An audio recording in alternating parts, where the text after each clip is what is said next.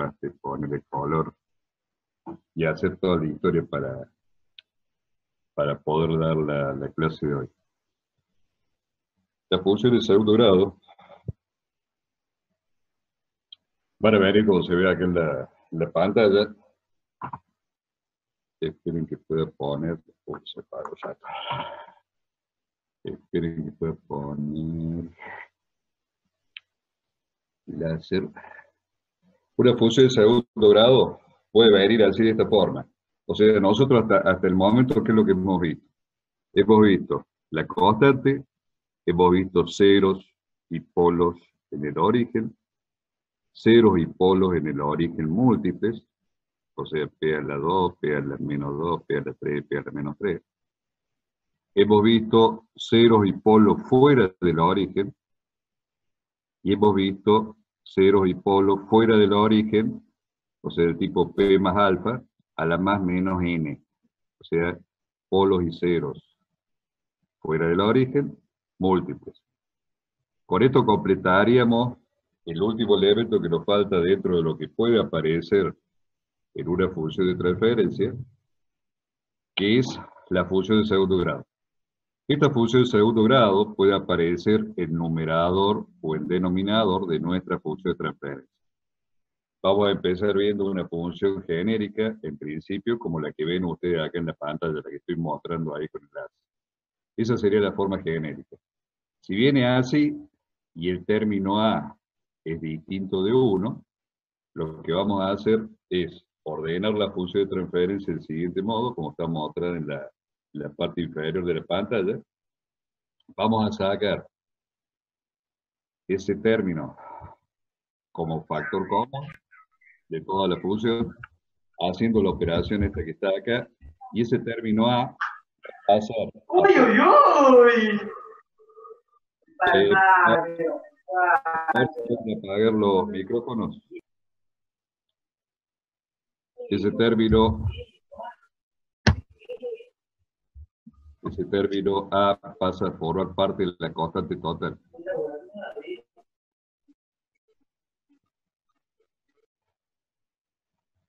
Esperen un segundo. El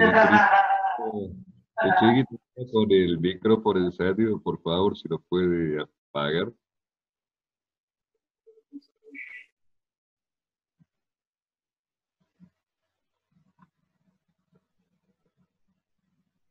Bien. Dijimos entonces que el término este, que era el que multiplicaba lo que sería el coeficiente del término de segundo grado, lo sacamos como factor común, y a partir de ahí lo que vamos a tener,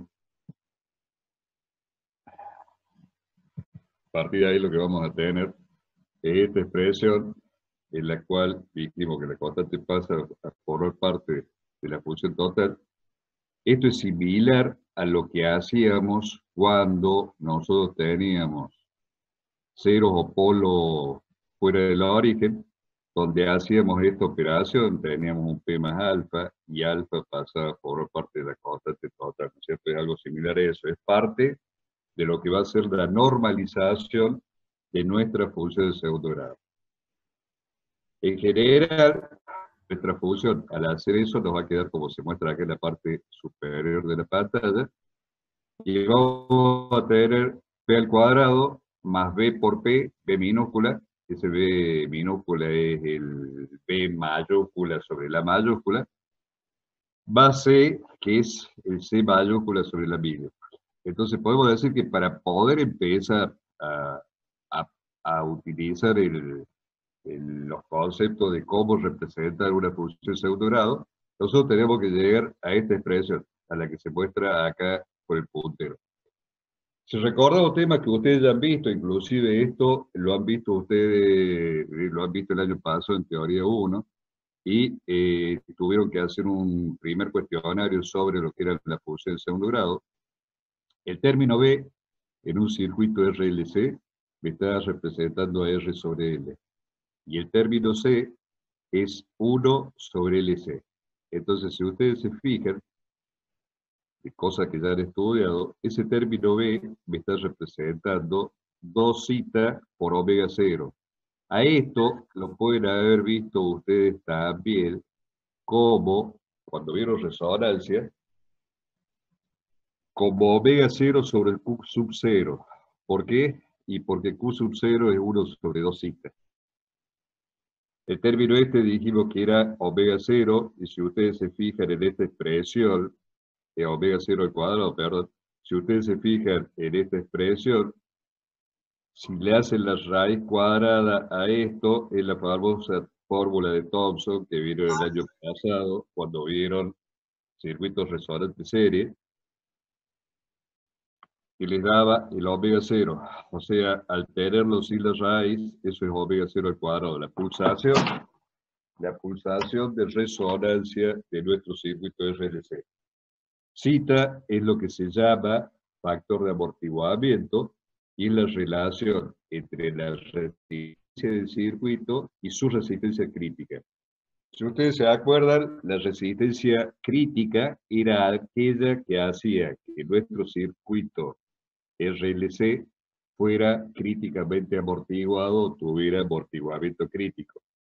Como dato, SRC, la resistencia crítica, yo no lo puse acá porque no es parte de lo que estamos viendo. Se los recuerdo para aquellos que tienen que rendir teoría 1 todavía, que la resistencia crítica era igual a 2 por la raíz de L sobre C.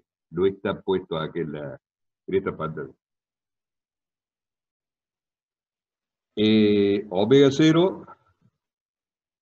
0, como ya dijimos, es la pulsación natural o de resonancia, y es 1 sobre la raíz de LC, que es lo que les había explicado acá, lo que estaba en el circulito rojo. Con esos elementos, nuestra función de segundo grado ordenada nos va a dar dos datos: la pulsación de resonancia y el valor de zeta. ¿Para qué nos sirve eso? Nos sirve porque a partir del término C, el término constante, nosotros vamos a obtener la pulsación de resonancia. Una vez que hemos obtenido la pulsación de resonancia, el término B nos va a dar el valor de zeta utilizando parte de los datos que, acuérdense que el término B representa 2 veces zeta por omega 0.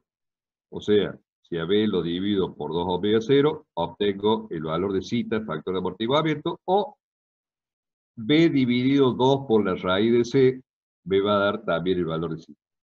Zeta me daba un dato muy importante de la función de segundo grado, que era, si zeta, vamos a empezar por la del medio, era igual a 1, nosotros teníamos raíces reales e iguales, y el caso era de amortiguamiento crítico. Si zeta era menor que 1, las raíces iban a ser complejas conjugadas, y en el caso amortiguado, si zeta es mayor que 1, vamos a tener raíces reales y distintas, caso sobreamortiguado, y si zeta es igual a 0, este era un caso teórico, porque siempre va a haber un valor de resistencia. Acuérdense que, digamos, eso lo han visto ustedes el año pasado, no es posible que obtengamos una máquina continua, de trabajo continuo, con una pila, un inductor y un capacitor. ¿Esto qué va a pasar? Esto va a entrar a oscilar, y en algún momento dado, debido a la resistencia del alambre del inductor y a la resistencia de pérdida del dieléctrico de la capacidad, va a hacer que esto sea oscilatorio, pero en el tiempo esa oscilación se va a frenar. Con esos tres casos, nosotros tenemos lo siguiente, lo más importante para nosotros. En el caso de amortiguamiento crítico, ¿qué pasa? Las dos raíces están en el mismo valor. Sería como un P más alfa al cuadrado. En el caso subamortiguado, cuando zeta sea menor que 1, nosotros vamos a tener raíces complejas conjugadas. En este caso tenemos que prestar especial atención, porque ahí vamos a tener que hacer las correcciones a nuestro método asintótico. Si zeta es mayor que 1, eso es porque nuestras dos raíces son reales y distintas. Es decir, nuestra función de segundo grado está formada por P más alfa por P más beta. Son dos raíces distintas y reales. Y si zeta fuera igual a 0, nosotros tendríamos un p al cuadrado más alfa, en el cual no habría parte real. Eso haría que las dos raíces fueran complejas conjugadas, como se muestra aquí en la gráfica, y por supuesto sería un caso teórico. Representaría un circuito oscilante LC, en el cual, digamos, si uno le da un impulso, o si no se tendría nunca, cosa que no puede pasar, por ahora por lo menos. Bien, ¿qué es lo que pasa? ¿Para qué nos interesa el valor de zeta? Si zeta es menor que 1, lo que se está mostrando acá, si zeta es menor que 1, nosotros vamos a trazar la asíntota de segundo grado, o sea, como si fuera un p más alfa al cuadrado, y después vamos a tener que corregir. Este es el caso que vamos a explicar en el día de la fecha. Si zeta es igual a 1, es una función como la que hemos visto, un p más alfa al cuadrado. O sea, en el caso del módulo, asíntota de segundo orden, es decir, con más 40 o menos 40, es decir, 0 o polo, por década en el módulo, y si en la fase arrancaremos desde 0 grado, 90 en el valor donde está la raíz, y más 180, donde una década después de donde está ubicada la raíz. En ese caso es exactamente igual a un p más alfa al cuadrado. Y si fuera 0, todo lo que dije con signo negativo. Y en el caso especial, en que, digo, no tan especial, porque esto lo estamos dando así en exámenes finales y parciales, si zeta es mayor que 1, debemos separar las raíces. Imagínense que yo les puedo dar p más alfa por p más beta como una sola expresión de tipo p al cuadrado más b por p más c, ¿sí? Es decir, les puedo armar en una función de segundo grado un p más 2 multiplicado por un p más 2500, y eso les daría una función como la que les estoy diciendo. En ese caso, ustedes deberían separar las raíces. Cuando zeta es menor que 1, vamos a trazar la asíntota de segundo grado, tanto para el módulo como para la fase, lo que acabo de decir hace un ratito, y es obligatoria realizar esta tarea cuando zeta es inferior a 0,3. El error que se comete supera los 6 decibeles o los grados que habíamos dicho para funciones de segundo grado. Sí. Hay que corregir tanto el módulo como la fase. Entonces, ¿cómo se obtienen las curvas de las funciones de segundo grado? Nosotros tendríamos que en nuestra función de segundo grado era p al cuadrado más 2 zeta por omega 0 por p más omega 0. Lo primero que vamos a hacer con esta expresión en forma transformada, acuérdense que esto va a ser un número y esto va a ser otro número. Nosotros ya determinamos que zeta era menor que 1, ¿sí?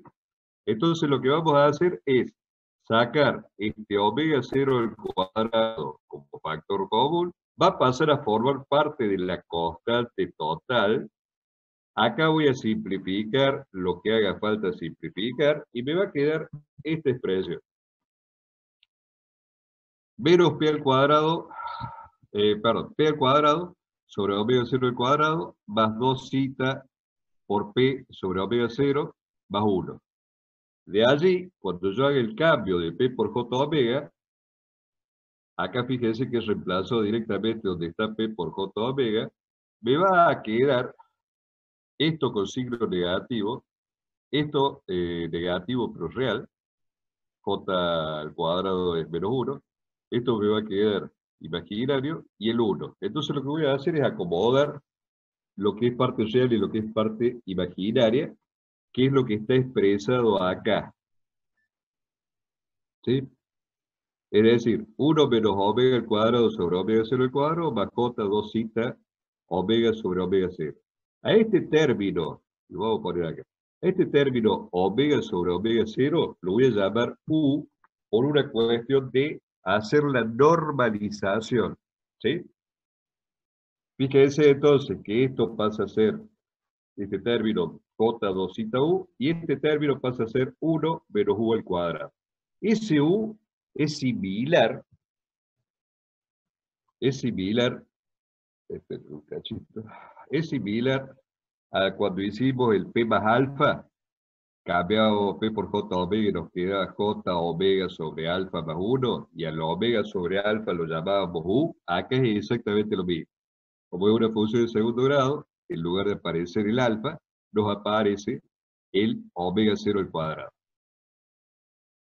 A la expresión esta, si yo le quiero sacar el módulo, ¿qué es lo que tengo que hacer? 20 logaritmos, la parte real al cuadrado, a la parte imaginaria al cuadrado. O sea, me va a quedar 20 logaritmos de 1 menos u al cuadrado, la raíz de 1 menos u al cuadrado, más 2 citas por u al cuadrado.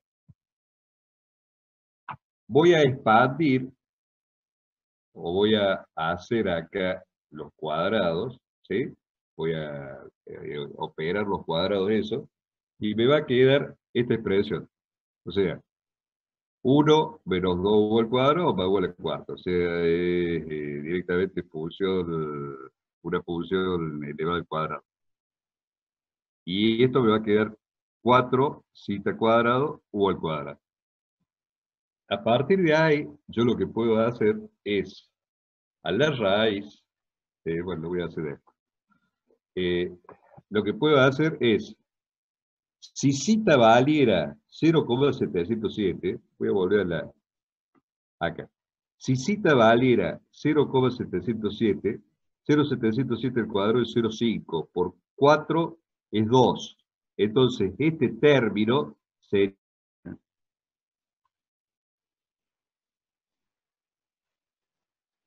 Bueno, entonces dijimos, si zeta vale 0,707, ese término lo podemos simplificar con este otro. Esperen que no. Me están viendo la pantalla ahí, ¿no es cierto? Uno, por favor, que me conteste. Sí, profe. Sí, profe, se ve. Bien, gracias.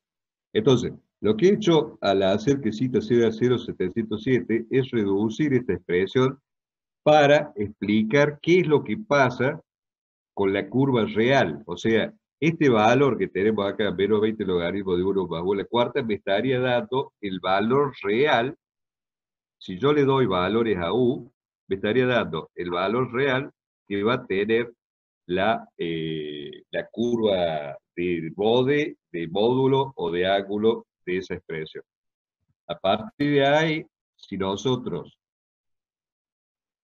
hacemos el cálculo, le damos distintos valores a U, si ustedes se fijan, estos valores que yo obtengo acá, o sea, para U igual a 1, 20 logaritmos, acá me quedaría 1 más 1.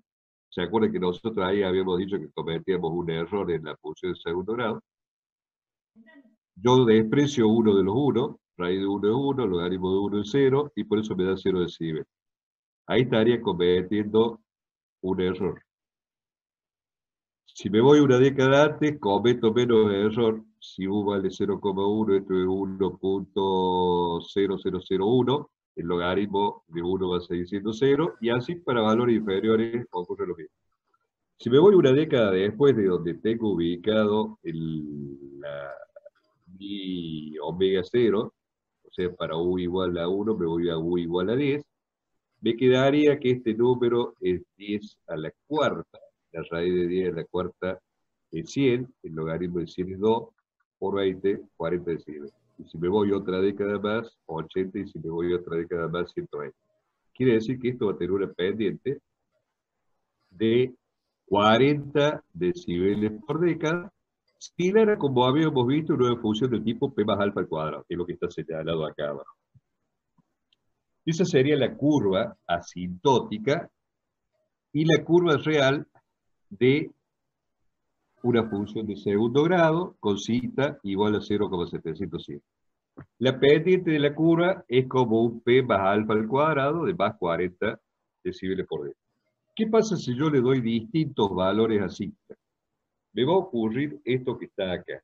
Aparecen para distintos valores de zeta picos acá. A medida que zeta va siendo más chico, este pico se me va haciendo más alto. Los valores para esas curvas ampliadas están expresadas acá. O sea, Fíjense la diferencia que hay entre cita 01 y cita 04, por ejemplo. O sea, apenas tiene palcita en cita 04, cita 01 tiene una cresta bastante pronunciada. Y si cita fuera 001, esto haría así. Y si cita fuera igual a 0, caso hipotético, esto sería al infinito. ¿Estamos? Hacia abajo.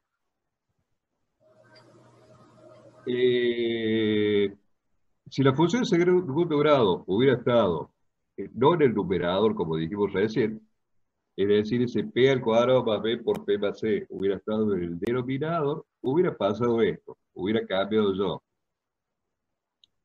p por j omega, y la f de j omega hubiera sido lo mismo que expresamos recién, pero en el denominador. A partir de ahí, a omega sobre omega 0 lo llamamos u, igual que antes. ¿Qué es lo que va a cambiar acá? Exclusivamente lo que va a cambiar es que como esto está en el denominador, esta expresión que acabo de poner recién es exactamente igual a la que vimos hace un ratito, pero me aparece el signo menos este. Ese signo menos, ¿por qué lo que es? Y por qué esto está en el denominador. Como estoy aplicando logaritmo, una división en lineal es lo mismo que una resta en unidades logarítmicas. La curva, la expresión, entonces lo único que cambia es el signo menos. Si yo le doy valores si vuelvo a hacerlo de recién, que digo que cita vale 0,707, yo puedo hacer lo mismo que recién y lo único que cambio con lo que dijimos 3 filminas atrás es el signo menos este porque está en el denominador. A partir de ahí hago los mismos cálculos para distintos valores de u y lo que me va a dar esto es el mismo resultado que una función p más alfa a la menos 2, o sea, 1 sobre p más alfa al cuadrado. La curva va a ser esa que tengo ahí, está la curva asintótica, igual que una función 1 sobre p más alfa al cuadrado, y en morado se ve la curva real. Si antes la pendiente, como estaba en el numerador, era una función de ceros, ahora es una función de polo, antes me daba más 40 grados, ahora más 40 decibeles por década, ahora la pendiente me da con signo contrario, menos 40 decibeles por década. Yo le doy distintos valores a distintos valores a cita, lo que voy a obtener son estas curvas que van a ser lo que nosotros llamamos curvas de corrección. Esta que está acá es la que me está representando el cita igual a 0,1. Fíjense que a medida que el cita se hace más chiquito, ustedes van a ver que la diferencia que hay entre la curva asintótica, que es la que está en color magenta, se hace cada vez más pronunciada la cresta. Y acá se explica un poquito por qué nosotros vamos a tener que empezar a corregir la curva del segundo grado cuando cita sea inferior a 0,3. Fíjense que con 0,3 esto está dentro de los 5 decibeles. ¿Se acuerdan que nosotros admitíamos el error de 3 decibeles si era un cero simple, un polo simple, y de 6 decibeles si era al doble, o sea, p más alfa al cuadrado? Entonces, a partir de cita 0,3, valores inferiores, vamos a tener que hacer la corrección. Vamos a ver cómo sería la hipótesis simplificada de análisis, o sea, cómo tener idea de algunos valores. Esta es la expresión original que teníamos cuando nosotros arrancamos de haber hecho el módulo, ¿no es cierto? 20 logaritmos de 1 menos 2 por u al cuadrado, toda la historia. Aquí era donde nosotros habíamos dicho que cita, si era 0,7, este término se me simplificaba con este, volvemos para atrás. Acá hay una historia de por qué arranco con signo negativo, o sea, por qué arranco como si la función de segundo grado estuviera en el denominador. Por una razón simple. Nosotros cuando haya que aplicar esto en exámenes finales o parciales, las funciones de segundo grado que va a haber que corregir van a estar en el denominador, o sea, van a ser polos. por una cuestión simple. Lo podríamos dar como cero o como polo, lo vamos a dar como polo porque son los casos que más se presentan. De todos modos, ustedes tienen que saber que si tuvieran el numerador, en lugar de usar las curvas que dijimos recién, tendrían que usar las curvas que mencionamos. Entonces, si a esta función, que es mi original para polos, función de segundo grado, en el representando el módulo en el denominador, yo saco la raíz esta, todo lo que va a cambiar es que sería dividir esto por 2, entonces me queda menos 10 logaritmos de todo lo que se ve ahí. A partir de ahí,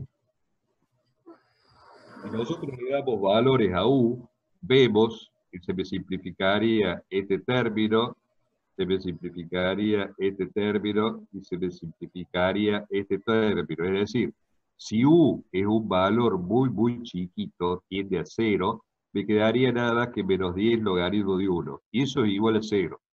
Eso me está dando la asíntota de baja frecuencia. Si ustedes se acuerdan de la tabla de hace un ratito, la gráfica, hasta el valor donde u vale 1, el módulo vale 0. Entonces, esto me estaría dando en forma analítica el porqué de eso. Si por el contrario en esta expresión yo hago que u sea muy grande, el único término que voy a ver de esta expresión que me interesa, el 1, el u al cuadrado y este u al cuadrado no va a importar, me va a importar únicamente este término que está en la cuarta, estamos hablando de que u es muy grande, tiende a infinito, entonces en ese caso va a quedar 10 menos 10 por el logaritmo de u a la cuarta, que es lo que ustedes tienen acá.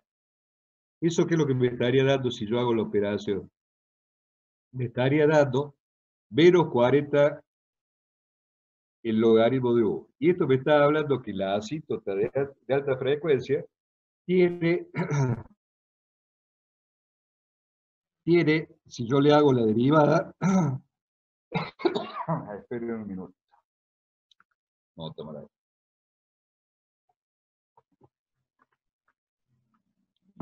Sí, ustedes hacen la derivada con respecto al logaritmo de u para obtener la pendiente, eso le daría 40 decibeles negativos por década, por lo que es lo mismo, 12 decibeles por octava. Acá hay un tema en el cual nosotros necesitamos saber qué valor tiene la curva, esas crestitas que hemos estado viendo, cuando u vale 1. Entonces, de la expresión original, si nosotros hacemos que u valga 1 y operamos, eso me estaría diciendo que en u igual a 1, o sea, donde está la pulsación de resonancia, vamos a tener que eso va a valer menos 20 logaritmo de 2 por cita. Entonces ahí podemos hacer una tablita en la cual nosotros podemos sacar para distintos valores de cita, ¿sí? ¿Cuánto va a valer ahí donde se produce el u igual a 1? ¿Cuánto va a valer el valor de del módulo, el módulo real? Acá si ustedes se fijan, al lado tienen una tabla con el u aproximado, o sea, en lugar de 13,97, 14, en lugar de 7,95, 8, en lugar de 4,43, 4,5, en lugar de 1,93, 2, 1,58, 1,5, 3, 3 y 6,02 y 6. Estos valores, ¿sí?, son los importantes para cuando nosotros vayamos a hacer la corrección, porque nos dice para distintos valores de cita cuánto va a valer el módulo en u igual a 1 o en omega sobre omega 0 igual a 1. Si ustedes se fijan en las curvas, lo que hemos acabado de sacar recién, son cuánto va a valer acá, para cada uno de los valores de cita. Pero si ustedes se fijan, la cresta no está en u igual a 1. La cresta está desplazada, o sea, de acuerdo al valor de cita, la cresta esta está desplazada. Entonces lo que vamos a hacer a continuación es, eh, bueno, antes de eso, eh, ¿cómo se obtienen estas curvas de contracción? Aplicando esta expresión, dándole valores a U y dándole valores a zeta, ¿sí? Ahí obtenemos la curva de corrección.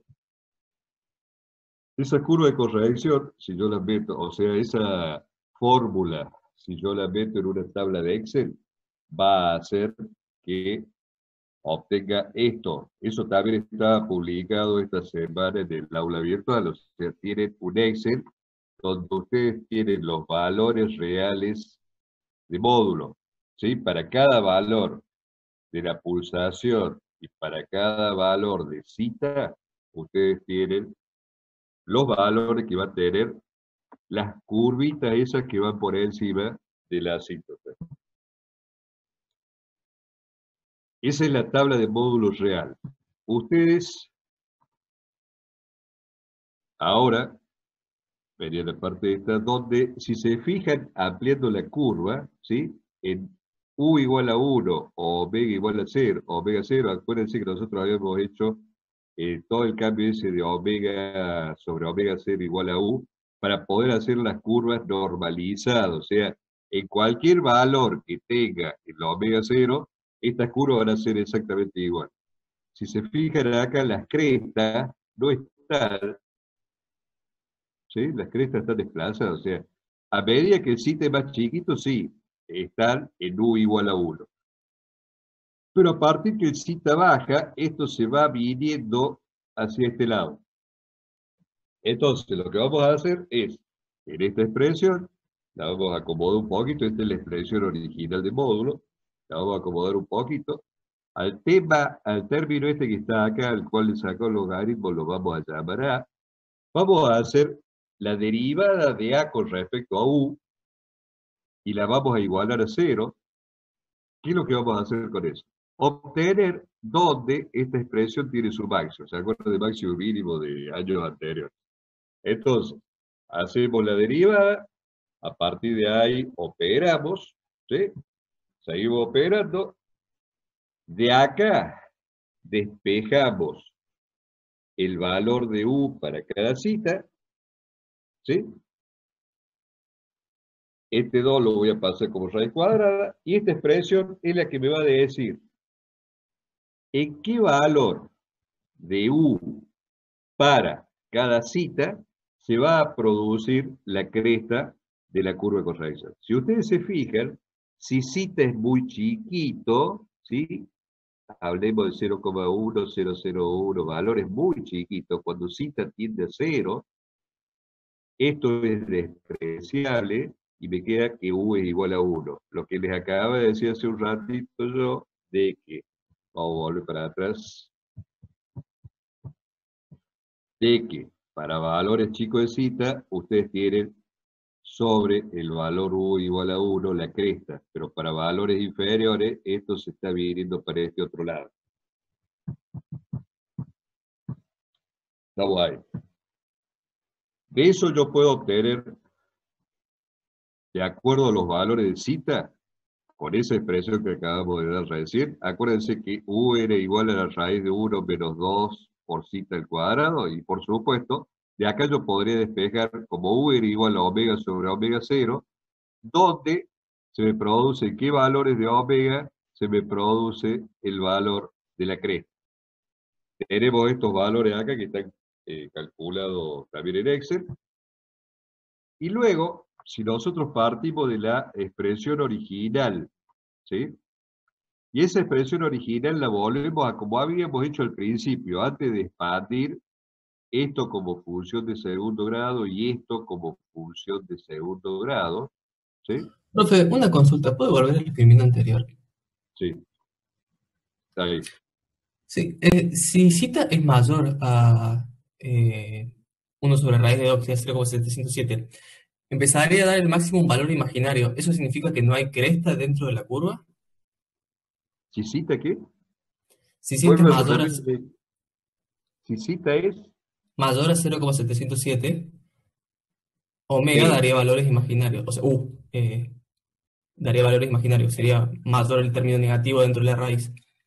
Eso significa que Eh, no tendríamos un pico sobre o sea, que no habría un máximo en la función. que justamente si el zeta es superior a 0,707, lo que le va a estar dando son valores negativos de toda la cresta.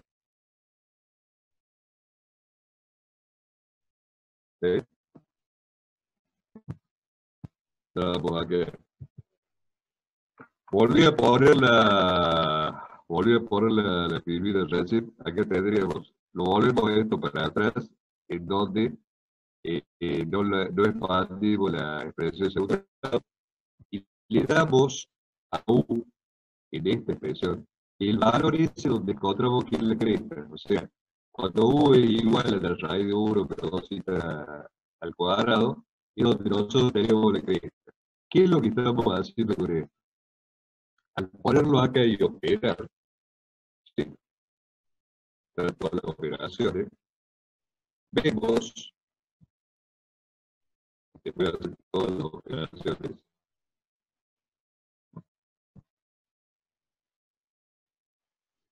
que la cresta para cada cita nos va a dar, perdón, nos va a dar para cada valor de cita cuánto vale la cresta. Recién, digamos, o sea, cuando habíamos hecho lo anterior, la deriva, volviendo a la expresión de esta de acá arriba, cuando habíamos hecho la derivada de esto, habíamos sacado en qué valor de frecuencia estaba la cresta. Si reemplazamos ese valor de frecuencia dentro de esta expresión, lo que nos va a dar es cuánto vale ese valor de cresta para cada uno de los valores de la en esta tabla está expresado los valores de cita, los valores donde se produce la cresta y los valores que va a tener la cresta. O sea, los valores de frecuencia donde va a producir la cresta y los valores que va a tener en decibeles.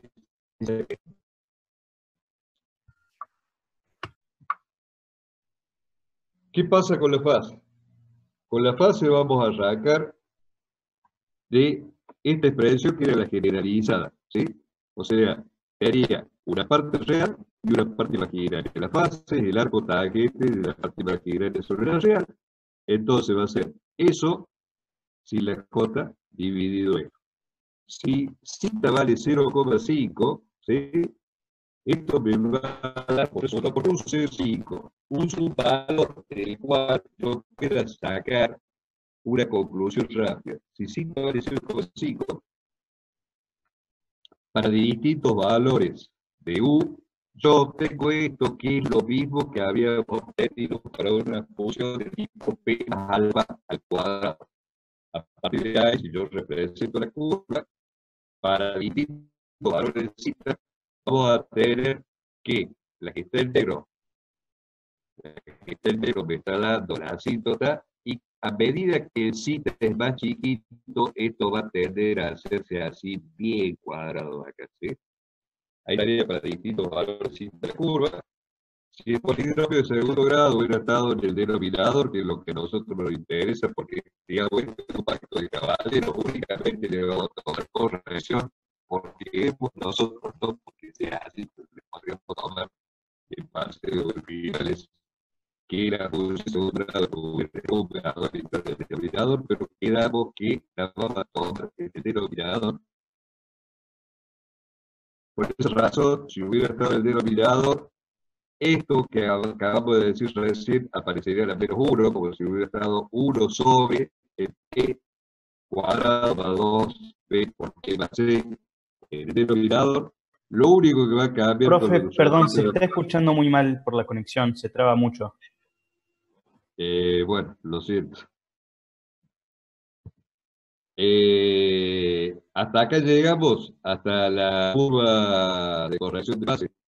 Si yo tomo la misma expresión y la pongo en el denominador, o sea, como que hubiera tenido 1 sobre P al cuadrado más B por P más C en el denominador, eso hubiera sido lo mismo que dijimos recién a la menos 1 ese menos 1, ¿qué me va a afectar de lo anterior?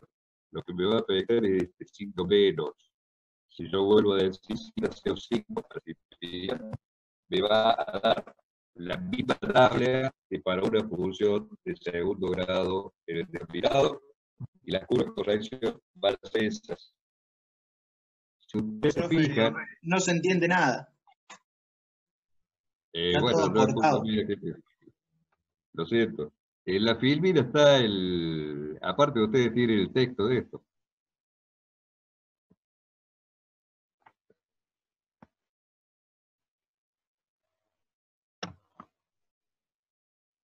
Espero ustedes.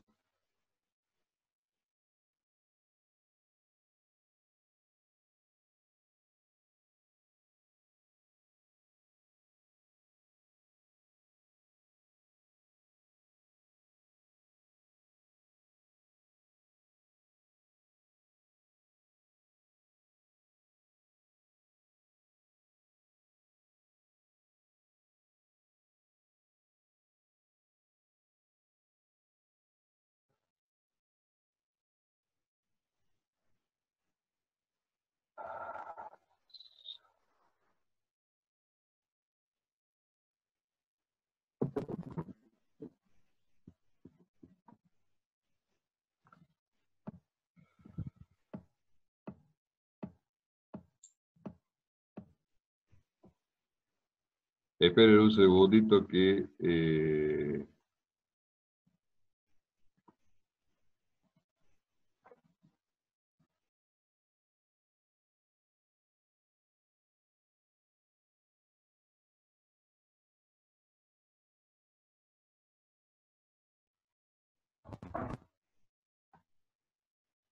No sé por qué razón el audio está saliendo mal y acá me pone un letrerito en el.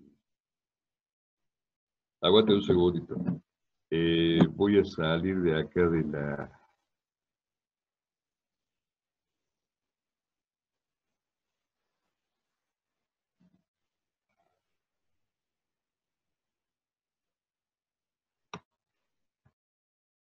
Problema de audio.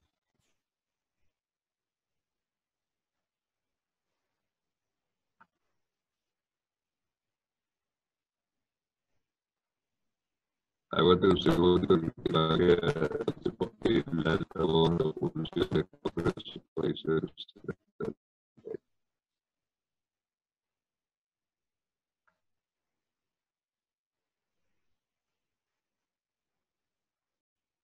Habíamos terminado ahí con el tema donde empezaron los problemas cuando la corrección de fase. Si nosotros partimos de la expresión generalizada de alguna función de segundo grado, la fase va a tardar por hacer el arco tangente de la parte imaginaria sobre la parte real, ¿sí? A partir de ahí, si yo le doy a cita el valor 0,5, esto es nada más que para simplificar y llegar a una conclusión rápida. Va a ocurrir que yo voy a obtener estos valores con cita 0,5, que son exactamente los mismos que había obtenido si yo hubiera tenido una función del tipo p más alfa al cuadrado, ¿estamos? Cita 0,5 me da los mismos resultados que una función p más alfa al cuadrado. ¿Qué pasa cuando cita tiene valores distintos de 0,5? Ocurre esto. Para cada valor de cita, yo voy a ver que cuando cita es más chico, ¿sí? La curva de corrección o la curva real toma como si fuera si cita valiera 0, esto directamente así recto acá, lo que estoy mostrando con el enlace. ¿Qué hubiera pasado si la curva esta hubiera estado en el denominador? Si hubiera estado en el denominador, el único cambio hubiera sido que esto hubiera aparecido a la menos 1, o sea, 1 sobre todo lo que dijimos hace 2 filminas atrás. A partir de ahí, ese a la menos 1, ¿qué es lo que me va a afectar? Simplemente el signo menos del arco tangente. Para cita 0,5 voy a obtener los mismos resultados, ¿sí? Y esto sería lo mismo que un p más alfa a la menos 2, es decir, 1 sobre p más alfa al cuadrado en el denominador. Las curvas van a ser esas. Si ustedes esta curva las rebatieran hacia arriba, serían las mismas que las curvas de una función de segundo grado en el numerador. ¿Estamos? O sea, lo que antes iba para arriba, ahora está yendo para abajo. A medida que el cita es más chiquito, ustedes ven que el error que se comete es mucho más grande. Si cita tendiera a cero, esto es lo que le decía recién, esto quedaría directamente recto acá como estoy mostrando. Con la expresión que habíamos hablado recién, esta expresión, ¿sí?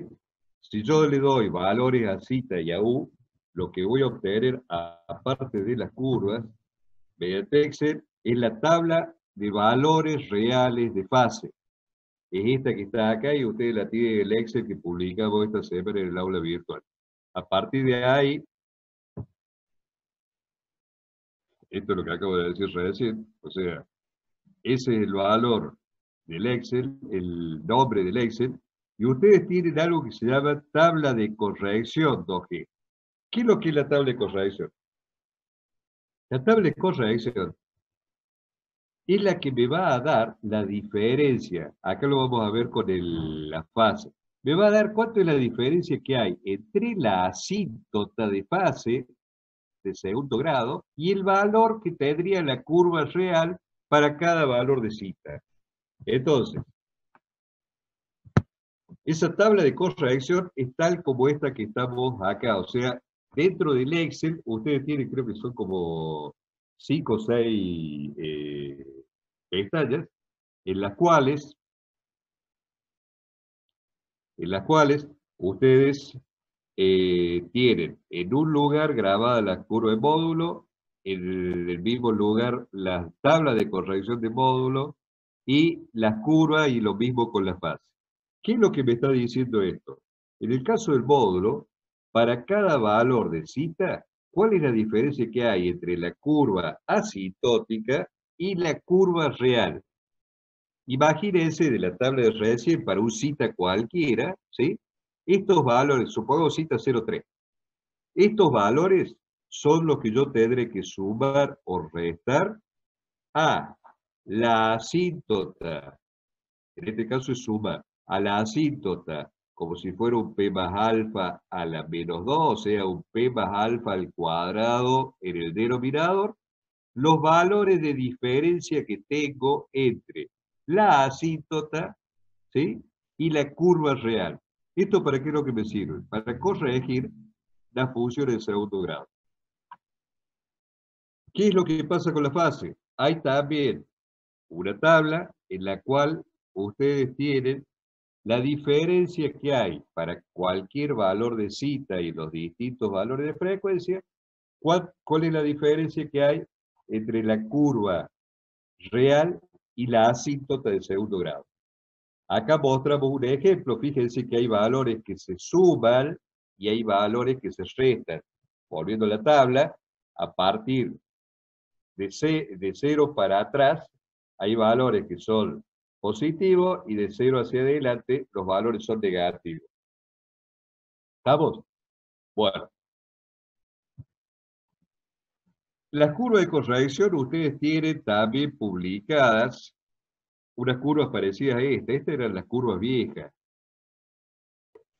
Esas curvas es ni más ni menos que en un mismo dibujo lo que era. Acuérdense que esto estaba hecho en época de no computadoras, ¿sí?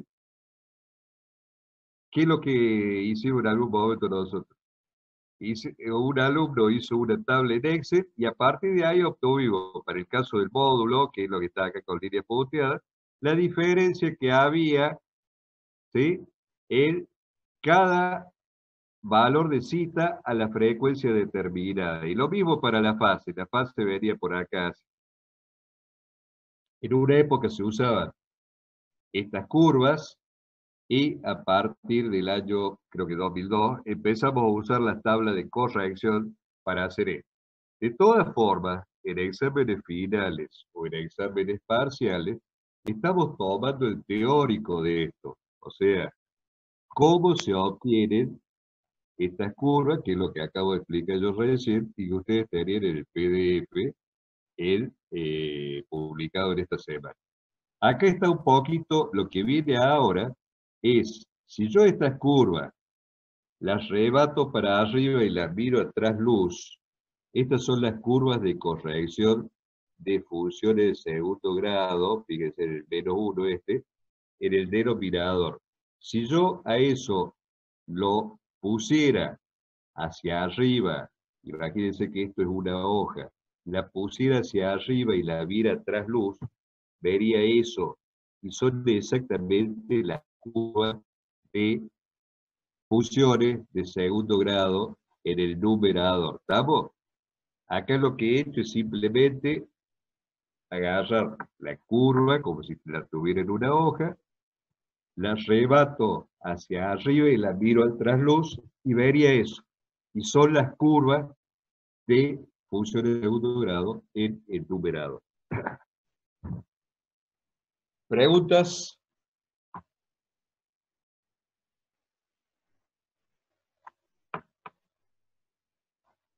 Ahí me pico el chat. Se va.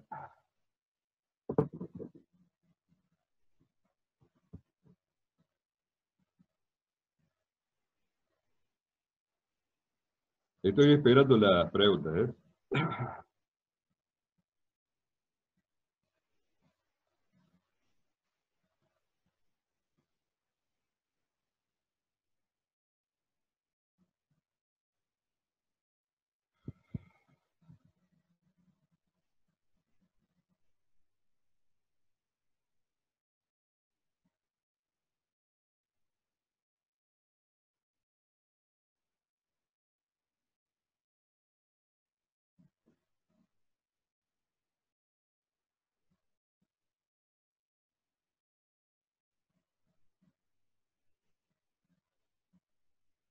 ¿No hay preguntas? A ver el chat que dice, ninguna duda, profe.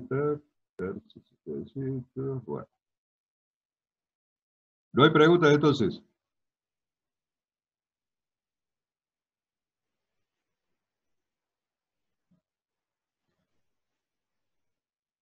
Bueno, ahí apareció en esta semana, aviso comercial, apareció en esta semana en el aula virtual el cuestionario número 3.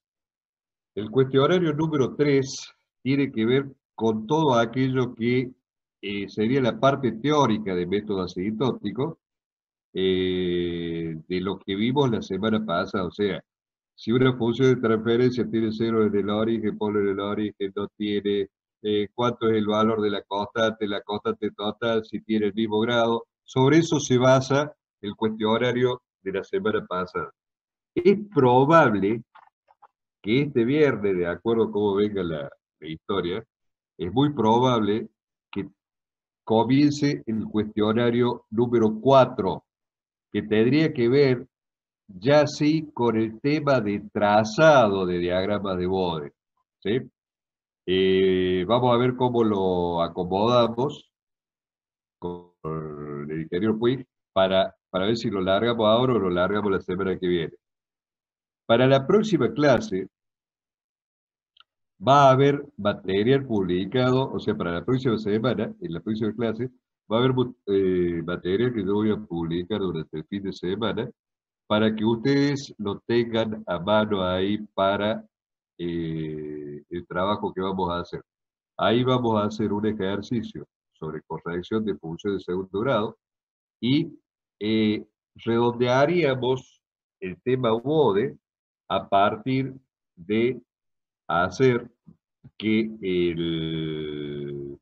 damos un BODE de módulo y tratar de encontrar la función de transferencia, o sea, hacer lo que sería el proceso inverso, interpretación de la gráfica de Bode. O sea, lo que hemos estado viendo hasta ahora es cómo se construye. Lo que veríamos en la próxima semana, aparte de un práctico sobre esto que hemos hablado hoy, lo que sería el redondeo del tema Bode, que es, dada la gráfica, tratar de determinar la función de transferencia. A ver si tenemos mensajes, a ver si hay algo nuevo acá. Veamos. Bueno, si no tienen preguntas, entonces cortamos acá. Profe, ahí en el chat preguntaron algo. A ver. Pregunten si hay un PDF para el cuestionario 3 como lo hubo para el cuestionario 2 para resolverlo anticipadamente. No, no, no, para nada, porque es todo teórico. Chicos, pueden escuchar, profe, o ese tipo de cosas. ¿Hay algún PDF el cuestionario 3 así como el cuestionario? No, no, no, no hay PDF. Son preguntas concretas tipo si la función de transferencia tiene cero en el origen, ¿con qué pendiente empieza el módulo? ¿O con qué pendiente empieza el módulo o la fase? ¿Y con qué valor termina si el grado de numerador y denominador es igual? Cálculos de, tenga a mano una calculadora para hacer los cálculos de función de transferencia total, perdón, de constante total de la función de transferencia. Eso tiene un tiempo de 25 minutos y a partir de ahí las distancias y la calificación, el promedio de la calificación. A ver,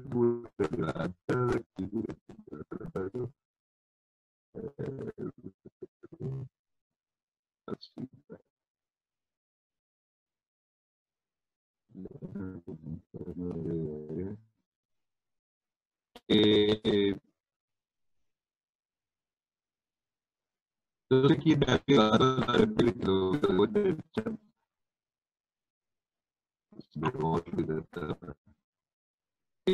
¿Tiene alguna pregunta? No se está entendiendo nada, profe. Bueno, la, escuchen, hagan una cosa. El que tenga preguntas, mándela por chat y la contesto.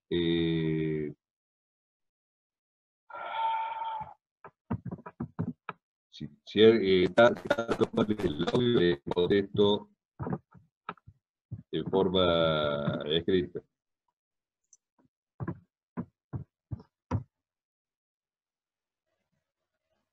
Así como pregunté el profesor César sobre los parceros. Yo no pasé nada.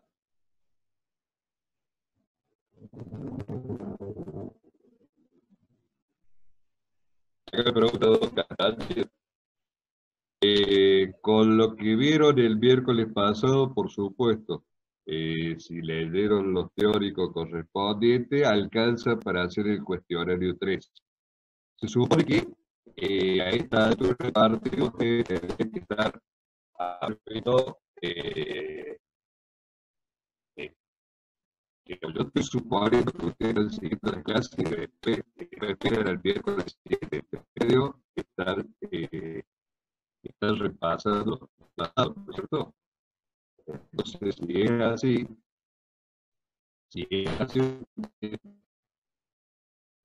y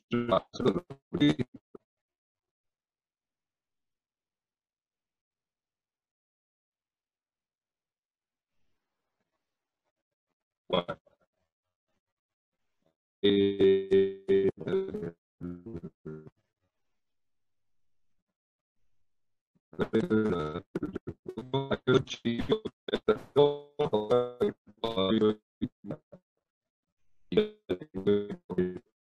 correcto, sin duda,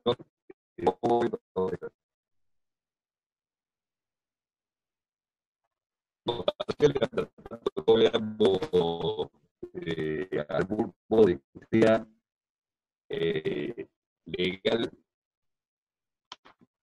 no vamos a tomar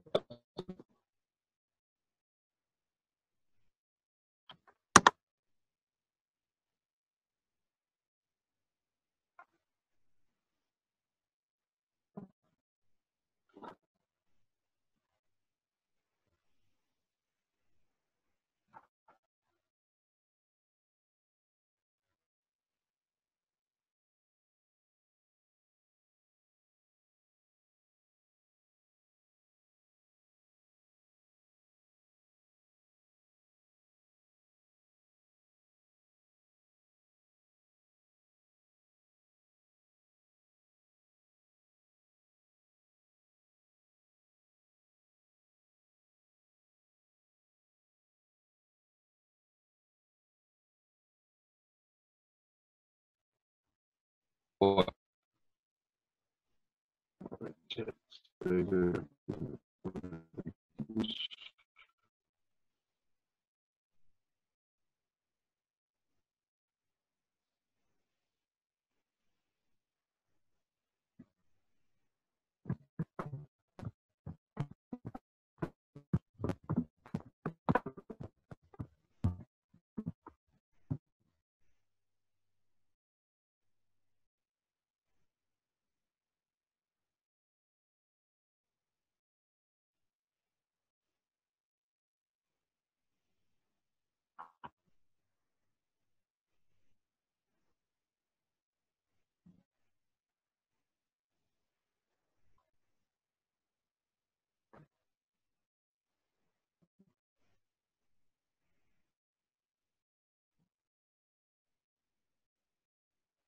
espero que así te hubiera salido PowerPoint.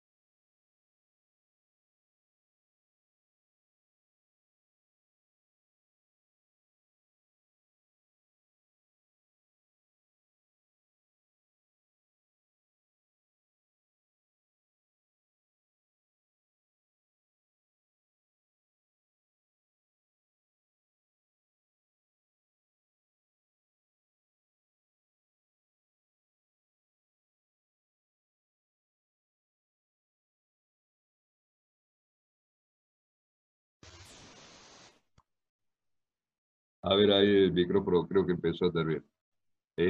Ahí sí me escuchan, díganme. Con respecto a las... Sí, lo escuchamos, profe. Ahora sí.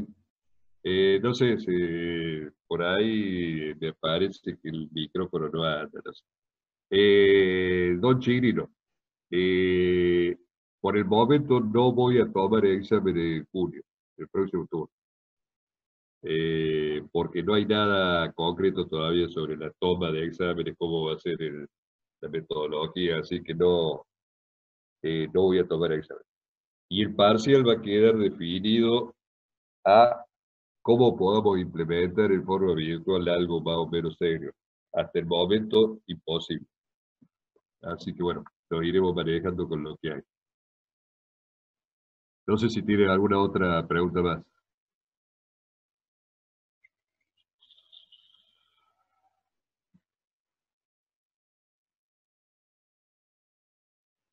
Bueno, si no hay más preguntas, cortamos acá entonces.